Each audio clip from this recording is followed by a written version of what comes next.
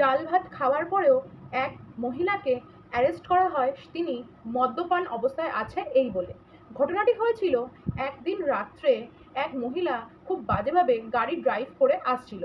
সেই সময় ওই রাস্তায় বেশ কিছু পুলিশ কর্মরত ছিল। ওনারা তাকে অ্যারেস্ট করেন এবং যখন তাকে হাসপাতালে নিয়ে গিয়ে ব্লাড টেস্ট করা হয় তখন দেখা যায় তিনি প্রচণ্ডভাবে অ্যালকোহলিক।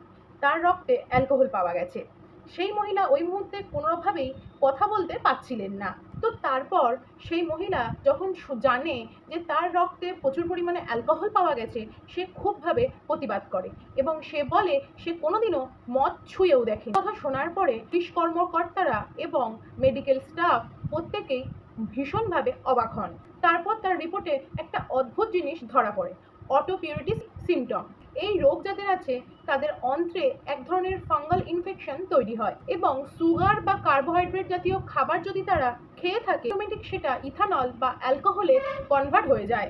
মানে বিষয়টি, যাদের এই ধরনের রোগ থেকে থাকে তারা যদি কার্বোহাইড্রেট বা সুগার জাতীয় খাবার খায় তারপর তাদের শরীরে সেই খাদ্যটা অ্যালকোহলের মতন কাজ করবে।